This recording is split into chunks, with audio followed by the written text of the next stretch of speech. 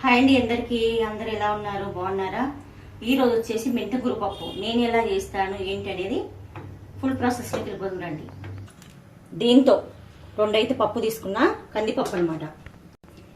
ఇది 2-3 సార్లు కడుక్కుందాం. ఇందులోకి వచ్చేసి ఒక 3 ఉల్లిగడ్డలు చిన్నవి కట్ చేసి పెట్టుకున్నాను అనమాట. 3-4 ఉల్లిగడ్డలు, అలాగే 3 ఎల్లుల్లిపాయలు పొట్టు తీయకుండా, కళ్యామాకు, పచ్చిమిర్చి ఒక 7 తుంచి పెట్టుకున్నాను అనమాట. కొంచెం కొత్తిమీర ఇందులో యాడ్ చేసుకుందాం. నిమ్మకాయ సైజు చింతపండు, ఈ సైజులో టమాటా,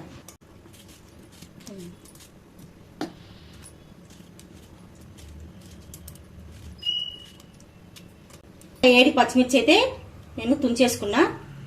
కొంచెం కారం, పసుపు చిన్న స్పూన్ నిండా పసుపు, కొంచెం జీలకర్ర, కొంచెం ఆయిల్ అనమాట, ఎందుకంటే పొంగకుండా పప్పు.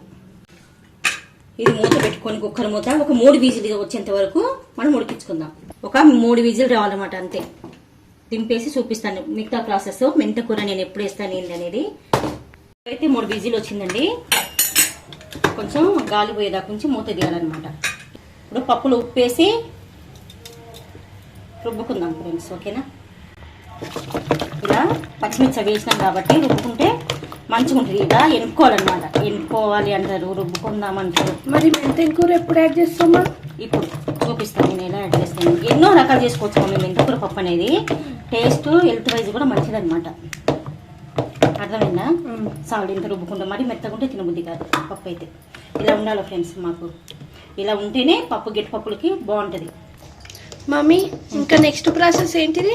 ఇప్పుడు పోపులో ఏమేమి వేస్తాం అనేదే కావాలి. ఇప్పుడు చూపివమ్మా. ఓకే, స్టవ్ మీద గిన్నె పెట్టుకొని స్టవ్ అయితే ఆన్ చేస్తున్నాము. ఒక 2 పావులు నూనె వేసినామా. ఇది పకోడీ చేసిన ఆయిల్ అనమాట. ఆయిల్ కూడా కొంచెం మిక్స్ చేసి నూనె వేడిగానే పోపు గింజలు అయితే యాడ్ చేసుకోవాలి. అలాగే కచ్చా పచ్చాగా దంచుకొని పెట్టుకున్న ఎల్లుల్లిపాయ అనేది మీరైతే యాడ్ చేద్దాం. ఎండుమిర్చి ఒక 6.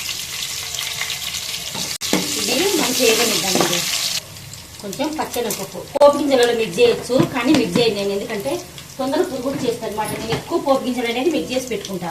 శనగపప్పు మిక్స్ చేసామనుకో పురుగు తొందరగా వచ్చేస్తుంది, అందుకే మిక్స్ చేయండి నేను. అలాగే ఒక పెద్ద ఉల్లిగడ్డ, కళ్యామాకు, ఈ 2 కూడా ఇందులో యాడ్ చేస్తుంది.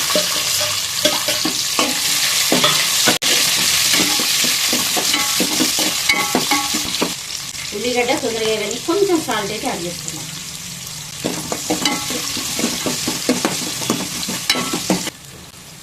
ఒక చిటికెడు పసుపు, ఎందుకంటే పప్పులో కూడా వేసాం కాబట్టి లైట్గా పసుపు అయితే యాడ్ చేస్తున్నాం. మెంతం కూర ఇలా ఒలిసి కట్ చేసి కడిగి 4-5 సార్లు పెట్టుకోవాలన్నమాట. ఈ మెంతం కూర అనేది మీరేకి యాడ్ చేస్తాం. ఇది కూడా మంచిగా మిక్స్ చేస్తాం.